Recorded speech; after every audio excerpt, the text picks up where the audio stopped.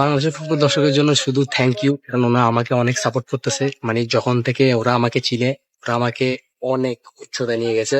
আর আমিও আমার সর্বোচ্চটা দিয়ে মানে ওদেরকে উচ্ছ্বাসিত করবো আরো। দর্শক সমর্থকরা যে খেলার প্রাণ তা বেশ ভালোভাবে টের পেয়েছে দেশের ফুটবল সংশ্লিষ্ট ব্যক্তিরা। তা সম্ভব হয়েছিল এক ফাহমিদুল কাণ্ডে। উল্লেখিত ভারত ম্যাচের জন্য সৌদিতে হওয়া ক্যাম্পে ডাক পেয়েছিলেন ইতালি বংশোদ্ভূত ফুটবলার ফাহমিদুল ইসলাম।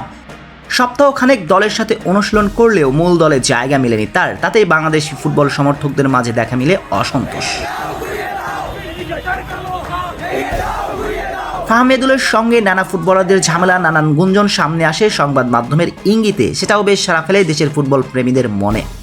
রবিবার ফাহমিদুল বর্তমান ক্লাব ওলবিয়া কালচিওর হয়ে ম্যাচ খেলার কথা বলেন ফর্টিস এফসির ম্যানেজার রাশেদুল ইসলামের সাথে, যেখানে 19 বছর বয়সী এই ফরওয়ার্ড জানিয়েছেন তার দলের সঙ্গে কারো কোনো ঝামেলা নেই, বরং আছে যোগাযোগ।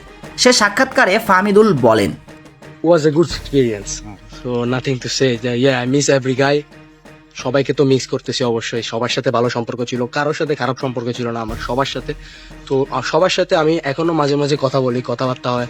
ওই দিন জামাল ভাইয়ের বার্থডে ছিল, তো ওনার সাথে ওনাকে হ্যাপি বার্থডে জানালাম। সবার সাথে ভালো সম্পর্ক, অবশ্যই ওদেরকে মিস করতেছি। আবার ইনশাল্লাহ আল্লাহ পাক যদি চায় ওদের সাথে আবার ইনশাল্লাহ খেলবো একসাথে। এটাই। এই কথাগুলো শোনার পর হয়তো ভাববেন যার জন্য করি চুরি সেই বলে চোর।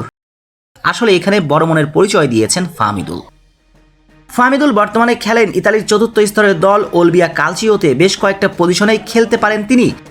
ফুটবলার হিসেবে বাংলাদেশে এখনো পা না রাখলেও যে ভালোবাসায় তিনি পেয়েছেন তাতে সমর্থকদের কাছে প্রকাশ করেছেন কৃতজ্ঞতা। সুযোগ আসলে সে ভালোবাসার প্রতিদানও দিতে চান বলে জানিয়ে রেখেছেন। বাংলাদেশের ফুটবল দর্শকের জন্য শুধু থ্যাংক ইউ, কারণ ওরা আমাকে অনেক সাপোর্ট করতেছে। মানে যখন থেকে ওরা আমাকে চিনে, ওরা আমাকে অনেক উচ্চতায় নিয়ে গেছে। আর আমিও আমার সর্বোচ্চটা দিয়ে মানে ওদেরকে উচ্ছ্বাসিত করবো আরো। ইনশাআল্লাহ আল্লাহ পাক যদি চায় অবশ্যই আমি আবার বাংলাদেশে খেলবো।